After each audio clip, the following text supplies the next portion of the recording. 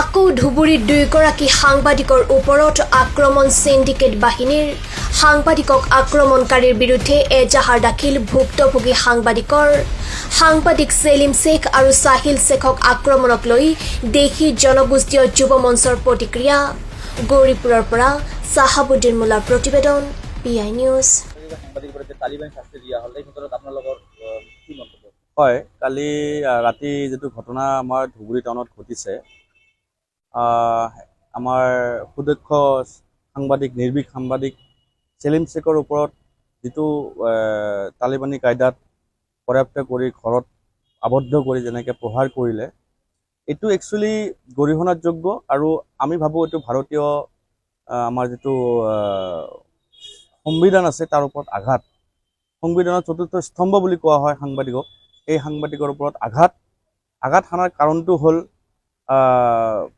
যেটো সঁচা নিউজ বা সঁচা মানে বাতৰি সেইটো ছপাই ৰখাৰ কাৰণে, সেইটো দবাই ৰখাৰ কাৰণে তাৰ এগেইনষ্টত আমি দেশী জনগোষ্ঠীয় যুৱ ছাত্ৰ মঞ্চৰ পৰা এক তীব্ৰ ভাষাৰে গৰিহণা জনাইছোঁ আৰু লগতে ধুবুৰী পুলিচক অলৰেডি এজাহাৰ দাখিল কৰিছে ভুক্তভোগীয়ে। এই এজাহাৰৰ ওপৰত তদন্ত কৰি দোষীক অনতিপলমে কৰায়ত্ব কৰি যাতে শাস্তি দিয়া হয় তাৰ কাৰণে আমি ধুবুৰী পুলিচক লগতে অসম পুলিচক আমি অনুৰোধ জনাম। লগতে বিগত কেইবা বছৰৰ পৰা আমি উপলব্ধ কৰিছোঁ অসমৰ বিভিন্ন অঞ্চলত সাংবাদিকৰ ওপৰত মানে প্ৰহাৰ, এইটো কিবা এটা নতুন বেহা বা বিজনেছ হৈছে যেন লাগিছে মোক। ইয়াৰ পিছত সৰু সুৰা মানুহ নহয়, যেটো সিন্ডিকেট ৰাজৰ বিৰুদ্ধে ব্ৰইলাৰৰ সিন্ডিকেট ৰাজৰ বিৰুদ্ধে বাতৰি প্ৰকাশ কৰাৰ পিছত সেলিম শেখৰ ওপৰত বা আমাৰ আৰু এজন সাংবাদিকৰ ওপৰত যেটো প্ৰহাৰ কৰিলে, এইটো ইয়াতে খুচাই আৰু মই একদম 100% চিয়'ৰ যে সেই সৰু সুৰা মাছবোৰক ধৰিবলৈ গ'লে বহুত ডাঙৰ ৰৌ বৰালি ইয়াতে ওলাব। বহুত ডাঙৰ নেতা ইয়াত জড়িত হৈ আছে, বহুত ডাঙৰ বিজনেছমেন ইয়াত জড়িত হৈ আছে।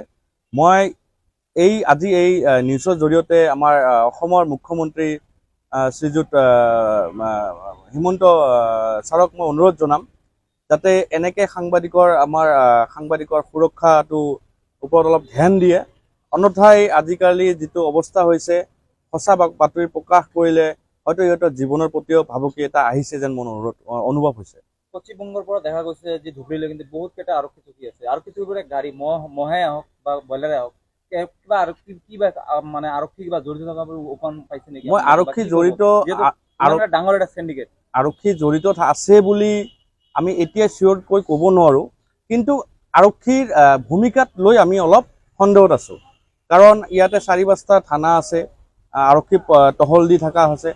হয়তো যদি আৰক্ষীয়ে কয় যে আমাৰ চকুৰ তলেদি এনেকুৱা হৈছে, তেনেহ'লে এইটো আৰক্ষীৰ এটা মানে ফেইলিয়াৰ বুলি ক'ব লাগিব। গতিকে আৰক্ষীৰ ভূমিকাত আমি সন্দেহ আছোঁ, কিন্তু তেখেতলোকক দোষাৰোপ কৰা নাই। আৰু আৰক্ষীক যিহেতু আমি ফাৰ্ষ্ট ভুক্তভোগী হৈ আমি আৰক্ষী তাতে আহিছোঁ, আশা কৰিছোঁ আৰক্ষীয়ে এই সৰু সুৰা মাছবোৰক ধৰি তাৰে পৰা ৰৌ বৰালিবোৰ ওলাব আৰু সিন্ডিকেট ৰাজৰ যেটো মানে এগেইনষ্টত আমাৰ মুখ্যমন্ত্ৰী ছাৰে যেটো মানে জিহাদ ঘোষণা কৰিছিল, সেইটো যাতে এই ক্ষেত্ৰতো দেখা যায়, সেইটোৱে মই মানে আশা ৰাখিলোঁ। দুৰ্ভাগ্যজনক তালিবানী শাস্তিৰ দৰে সাংবাদিকক আক্ৰমণ কৰা এই সন্দৰ্ভত কি ক'ব? নাই, একচুৱেলি কি কায়দাৰে কৰা হৈছে এইটো অকল ভুক্তভোগী জনে আৰু পুলিচে ভালকৈ গম পাব। পুলিচে তাতে উপস্থিত হৈছিলে আৰু পুলিচ ভিডিঅ' আছে, পুলিচে তাতে নিজে গৈ ৰেস্কিউ কৰিছে। হয়তো পুলিচে ৰেস্কিউ নকৰিলে এই দুজন হয়তো আমি পৃথিৱীৰ পৰা মানে থাকিল যে বা এইটো ওপৰৰ পৰা ধন্যবাদ। যি কি হওক, পুলিচ প্ৰশাসনে সময়ত গৈ যে তেখেতসকলক উদ্ধাৰ কৰিছে তাৰ কাৰণে মই ধন্যবাদ জ্ঞাপন কৰিছোঁ। কিন্তু যিহাৰে প্ৰহাৰ কৰিছে, কি কায়দাৰে কৰিছে কৰা নাই সেইটো নহয়, সাংবাদিকৰ ওপৰত প্ৰহাৰ কৰা এটা ডাঙৰ মনৰ ডাঙৰ সাহসৰ অধিকাৰী হ'ব, দুঃসাহস বুলি ক'ব পাৰি। এইটো সাহস নহয়, দুঃসাহস।